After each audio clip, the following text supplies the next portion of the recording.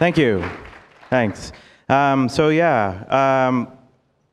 if you need a lot of RAM? Sometimes you just need a whole lot of RAM, right? My use case was I have gigabytes and gigabytes and gigabytes of historical Bixby availability data. That's the bike share system here in Toronto, also in Montreal.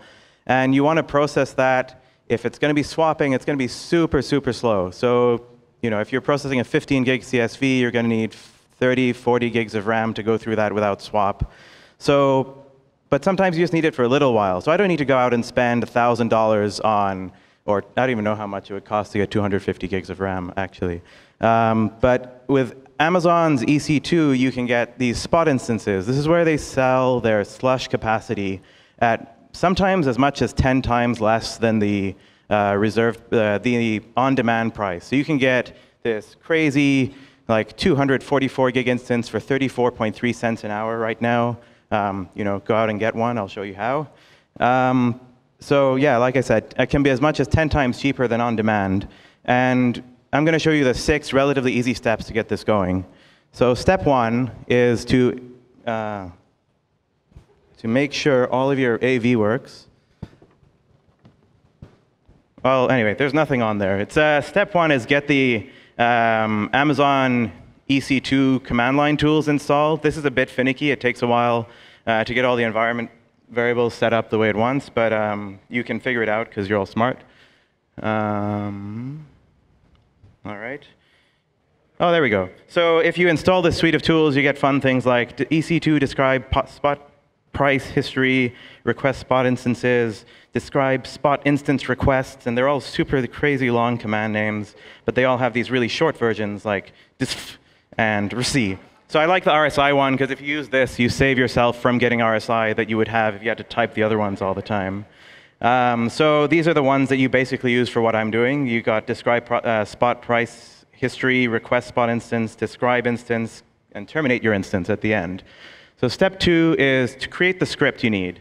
And I'm just going to run through this really quick. The important line is the top line, cloud boot hook. This tells the Ubuntu images to run this before anything else. And this is just a list of packages to install.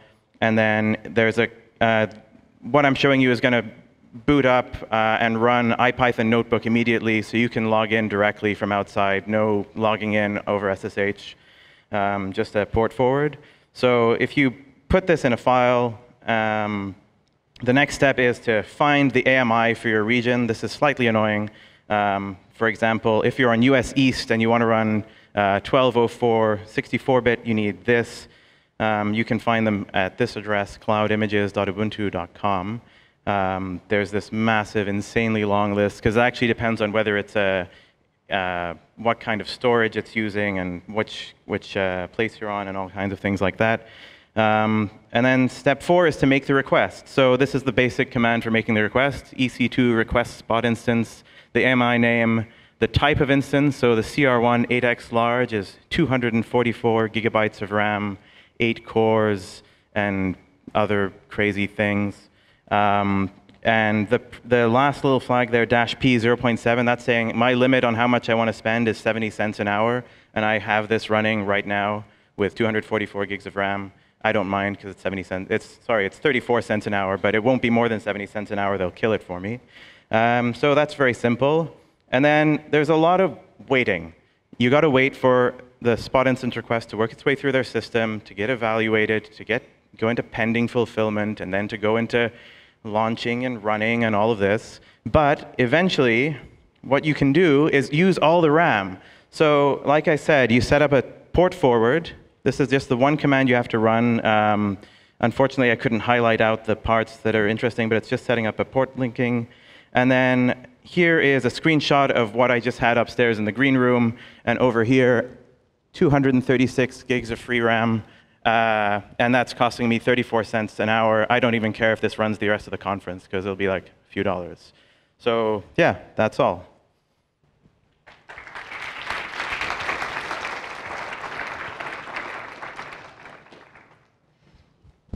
All right, thank you again, Kamal. Next up, we're going to have Christopher Lombacher. If anybody has any questions for Kamal, please come up right now. All right. the whole point of spot instances, they'll just disappear randomly under you, right? Or they could. They could. So I'm thinking here is I want to do about 2 hours of work with some crazy big data set that I've got in S3 already. I put a price that's roughly double the current price, and it's unlikely to go out from under me in those 2 hours. If I was trying to run my business on this, different story. Could you write a crazy framework that'll restart instances and do small people batch have, jobs? And but I'm don't have the time. like I said, it's just a one-off, but you could.